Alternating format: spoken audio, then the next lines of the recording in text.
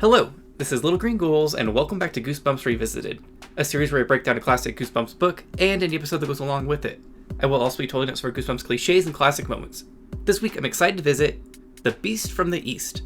I came into this book with low expectations, and I should probably do that more often because I ended up thinking it was pretty good. Once you accept that the plot is just going to be a series of random events and nonsense game rules, you can enjoy a ride into Stine's bizarre imagination, full of giant furry blue bears, and a German shepherd with the head of a squirrel. I think this book is worth reading just to fully appreciate it. We've been on a roll recently with these covers, and this 1996 one is no different.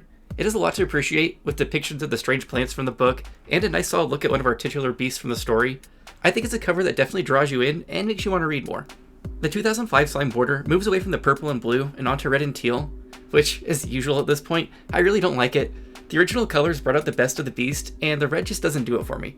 There was again no later 2000s cover, which is too bad because it would have been fun to see another take on the beasts, but we did get a fair amount of merchandise. We have another trading card book tear out, 2 puzzles with one featuring the cover like usual, and this second more interesting one that features a few of our recent book creatures, like the egg monster, evil rabbit, and shrunken head. We also have a freaky frame of the beast that's motion censored so it can light up and make noise, a wall poster featuring the beast from the east, another one of these holographic medallions, which I had no idea there were so many of, and the beast is featured on this cloth bag, alongside quite a few more of our Goosebumps creatures.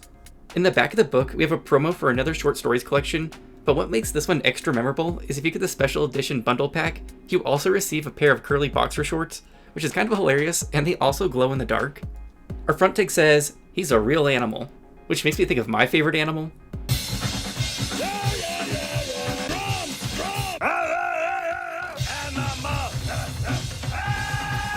Our back tag says, "Every beast for himself," which of course is a play on every man for himself, but maybe it should say herself, considering Ginger's our star in this one. But let's read the blurb on the back. Ginger Wald and her identical twin brothers Nat and Pat are lost in the woods. No problem. After all, Ginger did go to that stupid nature camp.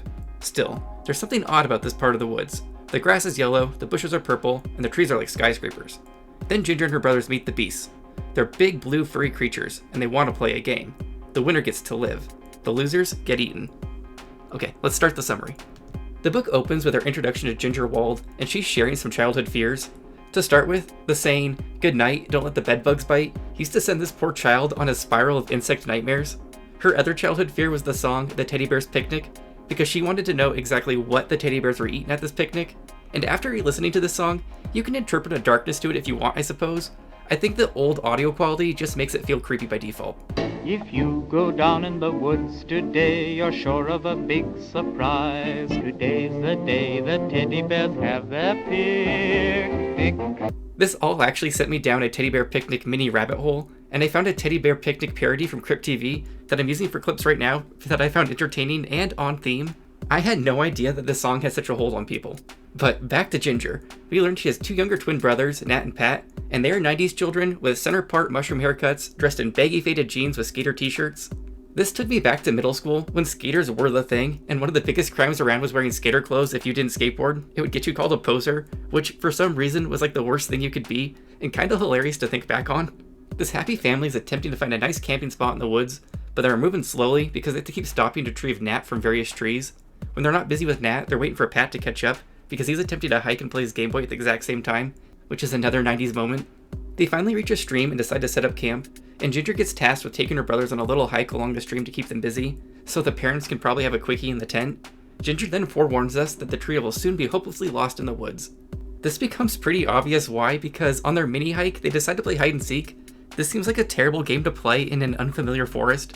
During this game, they run around in the woods for a bit, and Nat establishes himself as the evil twin because at one point he spits on Ginger from a tree. That kind of behavior would earn you a beatdown in my family. The kids proceed to chase a squirrel further into the woods like they're a pack of dogs or something. They eventually find what they think is the original stream, and when they follow it back to camp, they're horrified to discover that their parents are nowhere to be found. This is because they're in the wrong clearing, and thankfully it doesn't take them too long to realize this. Getting lost in the woods was such a childhood fear of mine, and borderline fascination. I grew up near the woods, and I was always very cautious about wandering around in them. That and I worried a lot about getting eaten by a cougar or a Bigfoot for some reason. This book is also really making me want to read The Girl Who Loved Tom Gordon. Again, back to Ginger. She and the twins proceed to do the worst thing you can do while lost by continuing to wander aimlessly along the stream. Eventually, they start noticing strange little plants with blue leaves that look like open umbrellas, like we can see on the cover. They enter a clearing covered in rust-colored grass with purple cabbages sprouting all over. This book really just hops right into it because by page 12, we are clearly somewhere interesting with enormous colorful trees and various vines and cords everywhere. We even get to see some strange wildlife. A small furry animal jumped out of the branches and landed at my feet. I had never seen anything like it before. It was the size of a chipmunk, brown all over except for a white patch around one eye. It had a bushy tail and floppy ears like a bunny. It had two big front teeth like a beaver. Its flat nose twitched. It stared at me with gray eyes, round with fear. Ginger looks down and spots an enormous footprint, like we're a few books back in the Alaskan tundra. The ground begins to shake and a mysterious creature then lumbers towards them. It was huge, so tall that its head touched the middle branches. It had a narrow pointy head over a long neck. Its eyes shone like bright green marbles. Shaggy blue fur covered every part of its body. Its long furry tail thumped heavily on the ground. It was the weirdest creature I'd seen in my life. The beast opened its mouth. 2 rows of sharp yellow teeth rose up from purple gums. One long, jagged fang slid over the creature's chin. The beast spun around in circles. It sniffed the air and wiggled its hairy, pointy ears. Had it smelled us? Was it searching for us? The beast spots Ginger, and the trio attempts to hide behind some giant purple cabbages. They then have a fairly tense scene as they hide in the cabbages, with the beast sniffing them around before it eats a mystery fruit and wanders away.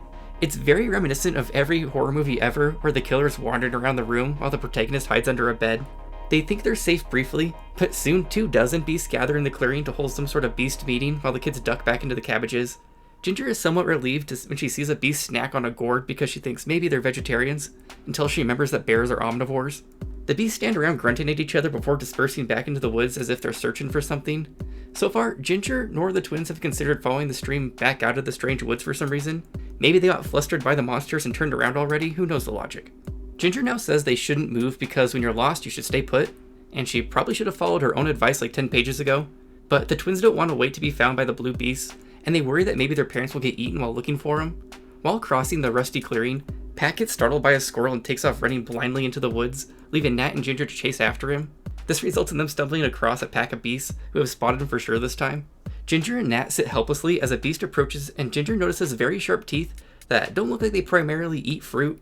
The beast raises up a giant clawed paw and then roughly swats Ginger on the shoulder and declares, "You're it." Nat is stunned that the beast just spoke, and the beast is quick to clarify that he has a universal language adapter, like he's in Star Trek, to clear up any confusion. The beast then restates that Ginger is it, and when Ginger remains confused, he tells her she's the beast from the east. Ginger's like, "I'm not a beast, I'm a girl," and the beast lets her know he's Flag, and then points to one of his buddies and introduces him as Spork. Spork is a little roughed up with a giant scar on his face and a missing eye. The kids try to explain that they're lost, but the beasts are very one-track minded and start chanting, "Play, play, play." Ginger's like, "No thanks," but Flag insists that they have to, and then comically points to a sign that reads, "Game in Season," like this is the Looney Tunes. Ginger and Nat are rightfully confused, but the beasts really don't seem to care and say it's a game of survival, which does not sound very promising to the kids. The beasts tell the kids that they have until the sun sets behind the Gullah Willow to no longer be it, so the kids are like, "What the fuck is that?" And basically, they have until sundown. If they're still it after sundown, then they lose and will be nibbled on until dinner time, when they will then be fully eaten. Ginger tries to say that they don't want to play, which the beasts interpret as surrendering, and begin licking their lips hungrily, so the kids decide it's probably safer just to play. A cloud rolls across the sky, and the beasts all start shouting, "Made in the shade, made in the shade." And I'm beginning to sense that summarizing this book is going to be a pain in the ass, because it's clearly just nonsense rules, like Calvin Ball. Here are some of the rules so far. Please, we need to know the rules. "Okay," Flake said and turned to go. "You must always attack from the east." "The east," I mumbled. "The brown squares are free lunch squares," Flake continued.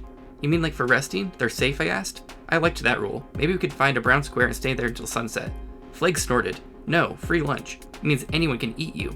He glared down at me. "Rule 3. You must be 3 feet tall to play." The beasts wander off into the woods, while Ginger and Nat stand there like David after the dentist, wondering if this is real life. They then worry Pat will find himself on a free lunch square, so they still need to locate him. They decide the best way to do that is just to follow the stream home and hope they come across Pat along the way. They actually find the stream pretty quickly, and Ginger gets more sap on her hands. And I haven't mentioned this so far because I didn't think it would be important, but clearly Stine is going somewhere with this. Ginger now has red, yellow, and blue sap on one of her hands from touching various plants.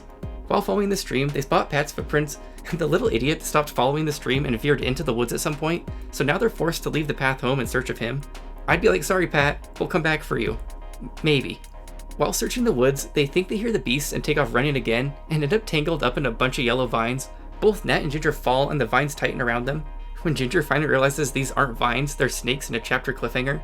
The kids are wrapped up in the snakes and about to get constricted to death, when Flag appears shouting, "Double snake eyes!" and that they're worth 20 points, and they'll be a triple hisser if the kids get bitten. I don't think we're supposed to understand at this point. Flag tickles the snakes with his claw, and they release the kids. Flag then heads back into the woods, but not before stopping to taunt them that they could have tagged him. Saying tagged makes the kids realize they need to touch one of the beasts to win, and here I was thinking they knew this the whole time. This causes Nat to race into the woods wildly after Flag, but Ginger's able to stop him before he gets himself lost by chucking an orange rock at him.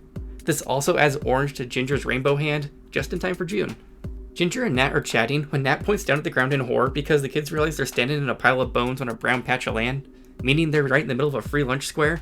Rather than racing off the brown patch, they stand there and discuss how much danger they're in, and proceed to make a plan to trick Flag into getting tagged. Nat decides to climb a tree so he can spot where the beasts are currently, and he ends up climbing so high he can't even hear Ginger when she's shouting at him. This is unfortunate for Nat because Ginger's trying to warn him that the tree is actually alive. The upper branches grabbed Nat's arms, pinned them to his side. I saw him gasp in shock. Other branches lashed out, slapping at him. Slapping him, whipping him. Ginger, Nat cried, "Help me!" What could I do? I gazed up in horror as the two lower branches reached up towards Nat. The top branches passed down to the lower branches. The branches wrapped around him, hugging him tight. This isn't happening, I told myself. This can't be happening. More branches lashed out. Some held him tight. Others swiped at him, slapping at him. The branches passed Nat down. They were carrying him lower, down to the center of the tree, where the branches were the thickest and where the tree arms were the strongest. "Help!" his muffled cry drifted down towards me. "Ginger, it's gonna swallow me." I like that this tree is trying to eat him like in the Poltergeist. Actually, I'm enjoying this book more than I expected to. I think as a kid, I thought it was my fault for not fully understanding the game, but really, Stine doesn't want us to. The next part is pretty dumb though. In order to free Nat from the hungry tree, Ginger settles on tickling the tree, and it works, so now Nat is free. He reveals he spotted 3 beasts hiding behind a nearby boulder, so they sneak over to tag a beast. This fails though, because the beasts are gone by the time Ginger tries her surprise attack. They realize this rock looks weird and has a strange hole in it, so of course, Nat just sticks his finger right in it. This results in the rock full on exploding in front of them. Flag appears again and is like, "Uh-oh, you touched a penalty rock." One of the beasts named Glebe has a hold on Nat and is ready to enact some sort of penalty when Flag sees Ginger's hand and is like, "New bluff colors, 50 points. He then says Ginger has obviously played before and can't escape the penalty, so the beasts leave with Nat held captive. Ginger ends up following the beast into an enormous cave where she sees the aptly labeled penalty cage dangling from a giant tree. The beasts are busy tormenting Nat by spinning him around, and then they finally toss him in the cage. Ginger wants to know how Nat can leave the cage, and Flag is like, "Oh, when we eat him." She then tries a different approach and knows there has to be some way to get him out of the penalty box, and Flag says Nat will have to eat a free escape tarantula. Ginger ignores this and proceeds to slap Flag in the chest and declares, "You're it now." Except this doesn't really work because Flag has paused the game. This game is like playing with that annoying kid at recess who constantly changes the rules so he can always win. The beasts head back into the forest to continue the game, leaving Nat trapped in the cage, and Ginger thinks the only way to save him is to tag one of the beasts, because I guess we're not going to feed Nat a giant hairy spider after all. Ginger wanders into the woods and comes across a sleeping beast and goes in for the attack, except this is short-lived and she's suddenly falling down some kind of hole in a chapter cliffhanger. We then spend a chapter with Ginger stuck in a hole and her failed attempts to climb out, but at the very end of the chapter we learn it's not just any hole, it's a brown free lunch square, and she hears Flag heading towards it. Ginger attempts to barter her points for her life, but this goes nowhere, and eventually Flag snatches her up and lifts her up out of the hole to be eaten. Just as Ginger is succumbing to her fate, someone declares, "Made in the shade," and drops Ginger back into the pit. She's then able to convince Flag to let her out of the pit, and he activates a pink rock that causes the pit to rise like an elevator, so now Ginger is safely above ground. Stine must have had a great time writing this book because it's like a bizarre cartoon land. Ginger spots another beast and tags it, but it ends up being a baby beast, so it's under 3 feet tall and doesn't count. Ginger then gets diabolical and decides she can use this baby as bait, but really she just thinks an adult has to be nearby watching it. She finds Spork sitting behind a bush whispering for the baby beast, so Ginger finally is able to tag a beast this time, but Spork seems unfazed. This just means there's probably some sort of bullshit rule where it doesn't count, but actually this time it's Ginger's own stupid fault because she tagged from the west instead of the east. She's able to convince Spork to pause the game and play freeze frame, where you have to spin in a circle and freeze when the person tells you to. Spork loves this, and Ginger unpauses the game to tag him from the east properly. Spork admits he is now it, and Ginger wants to go save Nat, but Spork warns her that she still has to play till sunset. Flag and Glebe appear, and I guess it's all the beasts versus her, because I was under the impression that the beasts could tag other beasts, but I guess not, maybe? The beasts count to Trell, and then chase after Ginger, who is now running frantically through the woods, trying to last the last few minutes until sunset. She finds a good hiding spot and watches as countless beasts pass her, but yet her stupid ass decides to leave this spot for no reason. She is then almost immediately tackled to the ground in a chapter cliffhanger because she thinks a beast has her, but really it's just Pat, who I forgot still existed. She tries to explain to Pat what's happening because I guess he's just been lost this whole time, blissfully unaware of this game. Pat is being a little bastard though, and loudly declaring he doesn't believe Ginger and ends up giving away their spot. I would have sacrificed him on a free lunch square for this betrayal. The two kids then take off running to the woods again, and I don't think we've had this much running scene to scene since A Night in Terror Tower. While in the woods, they come across a creature with the head of a squirrel and the body of a German shepherd. The creature tells the kids to crawl into the hiding cave, and the kids decide to trust this mystery animal. They feel safe for like 30 seconds when both kids become extremely itchy. The little squirrel dog turns around and is like, oh yeah, the hiding cave is also a place where bugs like to hide. So now the kids have found themselves in a bug pit. Before they can flee screaming, Flag arrives outside the entrance and begins interrogating the little squirrel dog, who doesn't betray them and says that the cave is full of thousands of bugs. This entire time, Ginger's considering screaming but manages to hold it in. The beast leaves, so Ginger and Pat emerge from the cave, and the squirrel dog lets them know that they can only use the hiding cave once per game. You can tell that Stine loves his newfound power of arbitrary rulemaking. They find the Gullah Willow and decide to hide behind a rock near it. They wait until the sun goes down and then proceed to immediately jump out like, we won! Spork then slaps Ginger and is like, you're it, because the game isn't officially over until Spork declares it's over, I guess. This means the kids lose, so the beasts pick up Pat and Ginger and haul them over to a little campfire pit, and since it's Flell Day, they're gonna barbecue the kids. We spend some time around the campfire as the beasts gather up their cooking supplies, including a large pot and a spit roast. As Ginger's being carried over to the pot to be added to the soup, even though they just said they were having barbecue, not soup, Nat appears to distract the beasts. He's briefly in the woods when the beasts capture him too and haul him over to the campfire to be cooked with his siblings. Nat reveals he was able to escape by just kicking the cage boards apart, which isn't very exciting. The beasts then start going on how they doubled and they did a classic clone, because they've never seen twins before, Ginger deduces. The beasts declare this makes the children level 3 players, and they release them with directions back to their parents' camp. On their way down the path, they are suddenly confronted by a new beast, and the kids are like, get out of our way, we're level 3 players. To which he replies, hey, that's great, so am I, tag, you're it. And that's how this one ends. Kinda just more of the same random nonsense we experienced this entire book. The Beast from the East didn't get an episode pairing, and since we're running out of Goosebumps episodes to watch, I went with a recommendation and watched Spores from R.L. Stine's The Haunting Hour, since it's set in the woods, and the picture on IMDb reminded me of The Last of Us, which I just recently finished watching. The episode didn't really have any notable actors this week, so let's just jump to it. This episode really just throws us in the middle of an action scene. Come on, honey! It's not funny, nerd. Open the door! This Where's Waldo looking kid is just afraid of the woods, and that's why he's locked his family out of the car, apparently.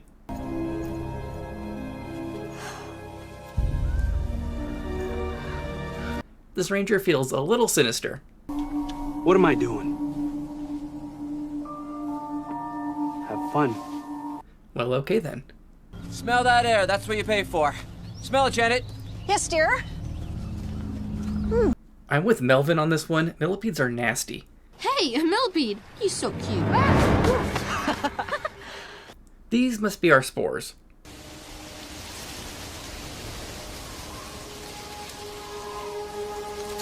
Uh-oh. We've already lost the mom and have spent the last 3 minutes just shouting mom in the woods. Janet! Mom! Mom! This episode kinda sucks so far. It's just been these people looking for the mom. Janet? Well, it looks like the dad got spored, so maybe stuff will start happening.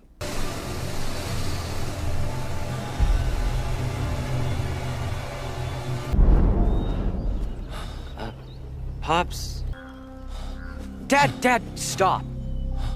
This is ridiculous. Reunited with 3 minutes left in the episode. Mom? Mom! Mom? Finally, some good stuff.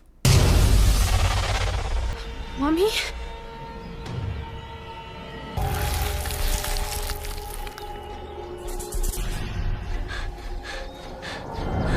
The Lost Hikers!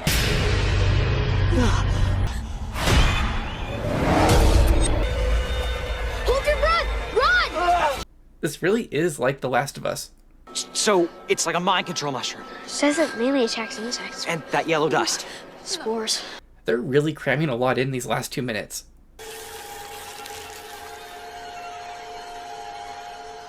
Oh.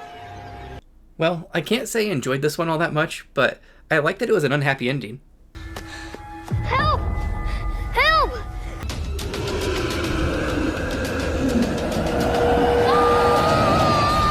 Overall, I thought The Beast from the East was more enjoyable than I remembered it being. It really is a series of random events with nonsense rules being tossed around, but that's kind of the point since Ginger is basically trapped in a no-win situation. I liked the strange world we were trapped in, and the beasts themselves, but it could have done with a little bit more concrete plot and some sort of resolution that didn't feel like more of the same. I'm gonna give this one 4 out of 5 gourds. I went in with low expectations and left happy. Okay, on to our totals. The Beast from the East didn't have any vomit, shoulder scares, asshole victims, it was only a dreams or pranks, but it did have some 90s moments. In Getting Jiggy with the 90s, we had 3 90s moments.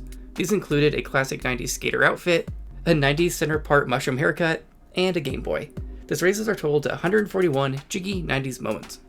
The Beast from the East had a pretty typical amount of chapter cliffhangers with 13. This raises our Goosebumps total to 526. Our cliffhangers as a whole must be improving because once again, I didn't see anything that I thought was truly clunky, so we have no clunky cliffhanger for this week. Shocker ending. Our big twist for this book was just when Ginger and the twins thought they were free and a level 3 technicality, they're hoisted back into a new game with new beasts, and it's not a very satisfying ending. This brings our Goosebumps series total to 36. Well, that's it for The Beast from the East. I liked this one, despite the nonsense nature of the plot. Like, it bothered me way less than I expected it to. Maybe I was just in a good summertime mood, so it got a pass. Next week we have Say Cheese and Die Again, and if you recall, I wasn't a fan of the first one, and I was kind of surprised it earned a sequel. I just thought it was kind of dull, so hopefully this one spices it up a bit more. Let me know in the comments what you thought of The Beast from the East. Did the randomness of this one bother you? Which twin would you have sacrificed? Do we need a sequel featuring level 3? Also, what did you think of my bear horror clips this week? Hopefully they weren't too repetitive, because after a while I was like, yep, that's another bear attack. But I was in too deep to switch tactics. Anyways, as always, thanks again for watching, and make sure you subscribe for the pride, the love,